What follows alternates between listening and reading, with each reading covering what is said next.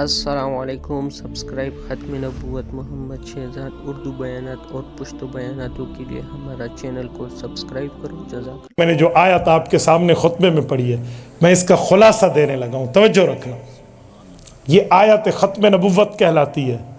سورت نمبر 33 سورت احزاب کی آیت نمبر 40 ہے.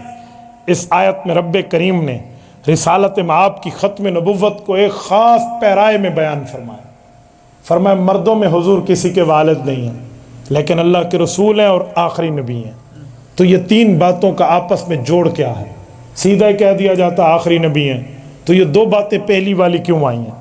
ما کان محمد ابا احد من رجالکم، مردوں میں کسی کے ابا جان نہیں ہیں، ولکن رسول اللہ، لیکن اللہ کے رسول ہیں. ہو سکتا ہے کہ آپ کے ذہن میں سوال آئے کہ آیت کا جوڑ تو تب بنے گا کہ مردوں میں کسی کے ابا نہیں ہیں، ہاں عورتوں میں ابا ہے، تو یہ لفظ تو نہیں آگے. آیت تو یوں ہو نا، مردوں میں کسی کے والد نہیں، عورتوں میں والد ہیں، تو یوں جملہ تو نہیں ہے، بلکہ یوں ہے مردوں میں کسی کے والد نہیں لیکن اللہ کے رسول ہے. اور رسول کا مردوں کے والد سے کیا جوڑ ہے؟ کیا جوڑ ہے؟ اس کو یہاں کیوں لایا گیا؟ اچھا اگلی بات، اگلے لفظ سے کیا تعلق ہے؟ ولیکن رسول اللہ، اللہ کے رسول ہے، وخاتم النبیین، اور آخری نبی ہیں. یہ رسول ہیں اور آخری نبی ہیں، ان کا آپس میں کیا جوڑ ہے؟ سنو، یہ آیت سمجھنے کے لیے ضروری ہے کہ بیک گراؤنڈ سمجھو، جسے کہتے ہیں شان نزول. بیک گراؤنڈ، شان نزول، اتری کیوں ہے؟ اس کے اترنے کی ایک واقعہ ہے. رسول اللہ کے بیٹے فوت ہوئے تو جو دشمن تھے نا حضور کے، کافر بے ایمان، وہ کہنے لگے ایک فائدہ ہمیں ہو گیا. تمہیں کیا فائدہ ہوا؟ کہا اس کی اور ہماری ٹکر ہے. یہ کہتا ہے تمہارے بت جھوٹے ہیں، اس نے ہمارے مذہب کے خلاف نیا مذہب بنایا. ہم پریشان تھے، اس نبی کا بیٹا بھی پیدا ہو گیا تو بیٹا اپنے باپ کے مشن کو لے کر آگے چلے گا تو کب تک ہمارے خلاف لوگ بولتے رہیں گے؟ اب اس کا بیٹا فوت ہو گیا تو کافر کہنے لگے ہمیں فائدہ ہوا، اس کی بات کو لے کر آگے کوئی نہیں جائے گا، اولاد ہی کوئی نہیں ہے نا. یہ بکواس ان کی طرف سے آئے. رب نے جواب دیا ما کان محمد ابا احد من رجالکم. اتنی بات کہ حضور پاک کا کوئی بیٹا مرد بن سکے یوں تو نہیں ہے، لیکن خوش نہ ہونا تم. کیوں؟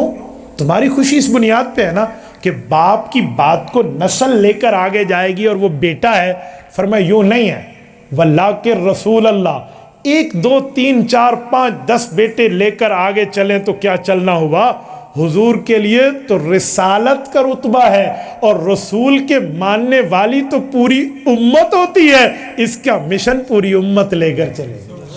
نعرہ تکبیر، جو تخت ختم نبوت زندہ باد، تابعین ختم نبوت زندہ باد، مجاہدین ختم نبوت زندہ باد. نعرہ تکبیر، اللہ اکبر.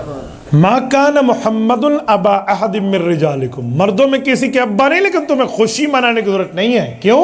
ولیکن رسول اللہ، حضور تو رسول ہے، رسول کی بات کو پوری امت لے کر آگے چلے گی. اچھا ایک سوال اور اٹھتا ہے جو یہاں مطلوب و مقصود ہے. وہ سوال یہ ہے کہ رسول تو پہلے بھی کئی آئے، حضرت آدم آئے، حضرت شیش آئے، حضرت نوح آئے، حضرت موسیٰ آئے، حضرت عیسیٰ آئے، آ کر چلے گئے.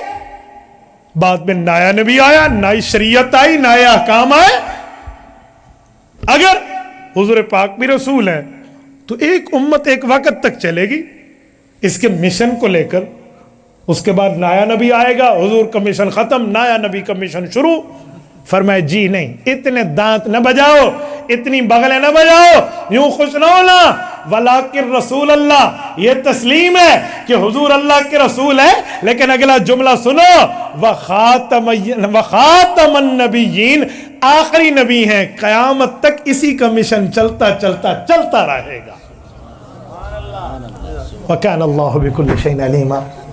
یہ لفظ قرآن کریم کے جس پیرائے میں اترے، اگر آپ کی تیاری ہو اس آیت کے شان نزول میں، آپ کی تیاری ہو اس آیت کی تفسیر میں، دنیا جہان کا کوئی اللہ تلاللہ مرزائی بھی تمہارے سامنے نہیں ٹھہر پائے گا.